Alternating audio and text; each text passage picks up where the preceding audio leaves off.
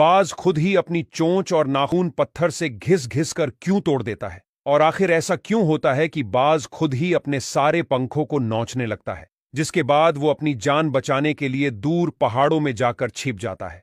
चलिए जानते हैं बाज की इस पूरी दर्दनाक घटना के बारे में, जिससे हर एक बाज को अपने पूरे जीवन के दौरान एक बार गुजरना ही पड़ता है।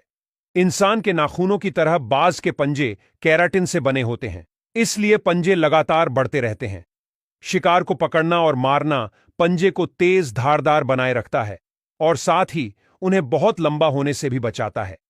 लेकिन यदि पंजे नरम पड़ जाए तो यह बाज के लिए जानलेवा साबित हो सकता है। बाज अपने पंजे का उपयोग शिकार को पकड़ने के लिए करता है। पंजे का उखड़ना बेहद दर्दनाक ही नहीं, बल्कि खुद के लिए शिकार करने की क्षमता भी छीन लेता है। जब एक बाज किसी घटना में अपना पंजा खो दे तो आमतौर पर नया पंजा वापस उग जाता है, पर कभी कभी ऐसा होता है कि शिकार करते समय बाज का पंजा किसी ठोस चीज से टकरा जाता है। तब पंजे का खून बहुत बह जाता है और पंजा वापस नहीं बढ़ पाता। उस हालात में बाज शिकार न कर पाने के कारण भूख से तड़प कर ही मर जाता है। बाज की चोंच भी केराटिन से बनी होती है, जो हमारे नाखूनों की तरह लगातार बढ़ती रहती है। बाज खाना खाने के बाद चोंच को साफ रखने के लिए शाखाओं या चट्टानों जैसी कठोर वस्तुओं से पोंछते हैं। यह प्रक्रिया चोंच को आकार में रखने में भी मदद करती है।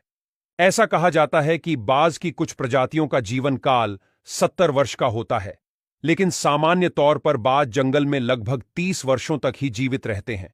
कभी कभी खाना मिलते रहने के कारण और माफिक मौसम के कारण ज्यादा जी पाते हैं।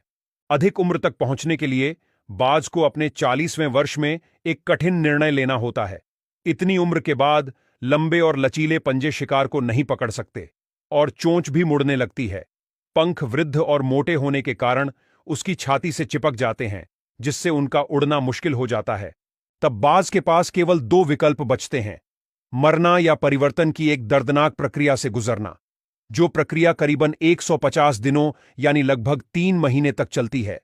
इस प्रक्रिया के लिए आवश्यक है कि बाज कहीं दूर पहाड़ की चोटी पर उड़ जाए और अपने घोंसले में बैठ जाए, वरना बाज खुद किसी का शिकार होने का खतरा बना रहता है। दूर पहाड़ की चोटी पर जाने के बाद बाज अपनी चोंच को चट्टान के साथ तब तक घिसता है जब तक उसे पूरे तरीके से तोड़ न ले।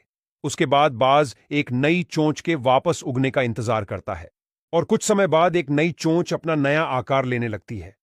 बाज को उसके पूरे जीवन के दौरान एक बार मोल्टिंग नामक प्रक्रिया से गुजरना पड़ता है, जिसमें उसके पुराने पंख स्वाभाविक रूप से झड़ने लगते हैं और नए पंख उनकी जगह उग आते हैं।